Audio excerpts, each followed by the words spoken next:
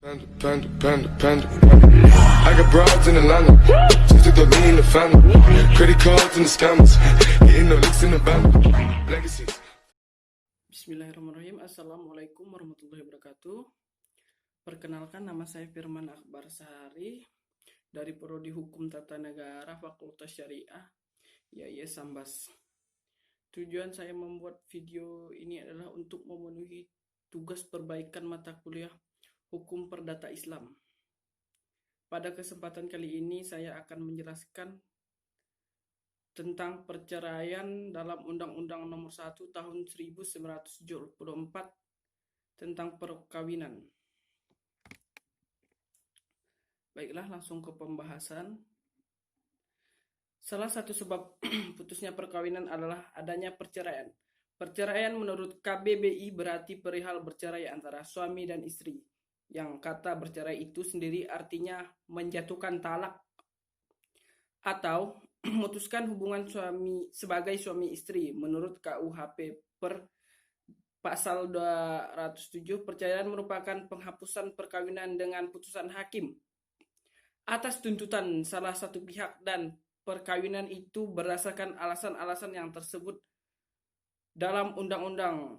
Sementara pengertian perceraian tidak dijumpai sama sekali dalam Undang-Undang Perkawinan, begitu pula di dalam penjelasan serta peraturan pelaksanaannya. Baik, kita masuk ke pembahasan selanjutnya. Apa yang dimaksud dengan perceraian dalam hukum Islam? Perceraian dalam hukum Islam.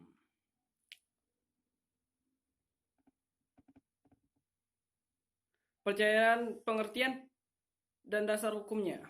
Di Indonesia, peraturan yang mengatur tentang perceraian adalah Undang-Undang Nomor 1 Tahun 1974 tentang perkawinan, Peraturan Pemerintah Nomor 9 Tahun 1975 tentang pelaksanaannya, Undang-Undang Nomor 1 Tahun 1974. Akan tetapi, di dalamnya tidak ditemukan interpretasi mengenai istilah perceraian. Menurut R. Subakti, perceraian adalah penghapusan perkawinan dengan keputusan hakim atau tuntutan salah satu pihak selama perkawinan.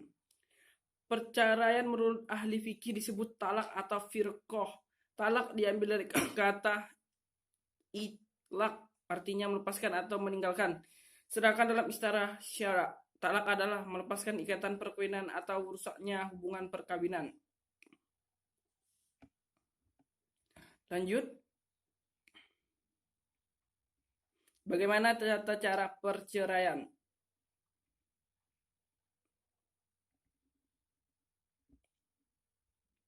Tata cara perceraian.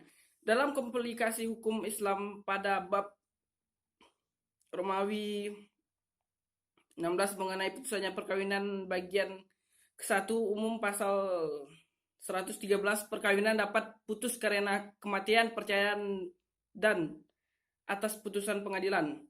Dalam pasal 115 komplikasi hukum Islam KHI dan pasal 31 ayat 1 Undang-Undang Nomor 1 Tahun 1974 tentang perkawinan jelaskan bahwa putusannya perkawinan yang disebabkan oleh perceraian hanya bisa dilakukan di hadapan sidang pengadilan, tentunya setelah pengadilan mengadakan usaha untuk mendamaikan kedua belah pihak terlebih dahulu. Namun bila tidak berhasil,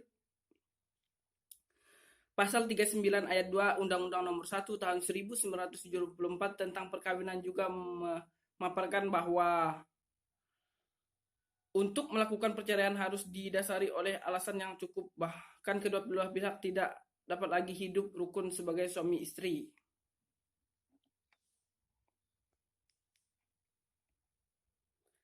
Mengenai tata cara menurut KHI terdapat pada bagian kedua pasal 129 sampai pasal 148. Hukum acara cerai talak. 1. Hukum acara cerai talak. Yang kedua, hukum acara cerai gugat.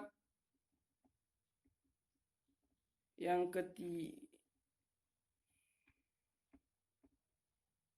ketiga, apabila tergugat berada dalam keadaan seperti disebut dalam pasal 166 huruf B, sidang pemeriksaan gugatan perceraian ditetapkan sekurang-kurangnya 6 bulan terhitung sejak dimasukkan gugatan perceraian pada Paniteraan Pengadilan Agama.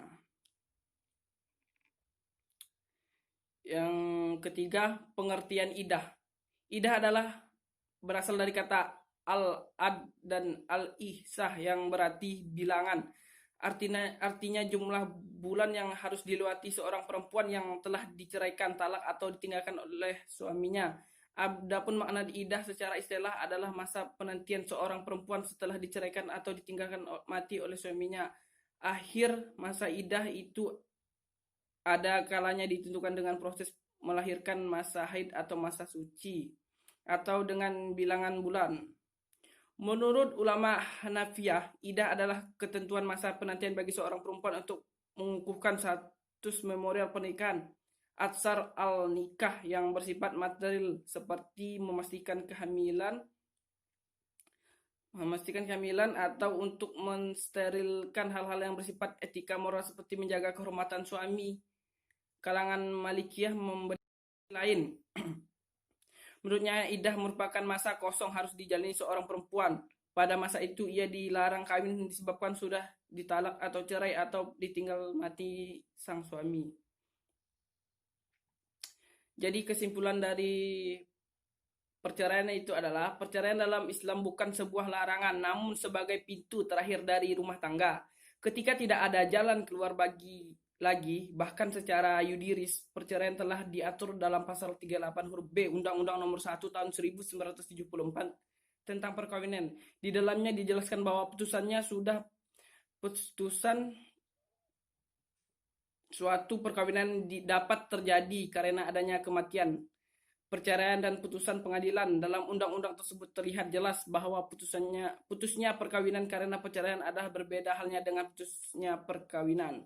Baik, sekian yang dapat saya sampaikan.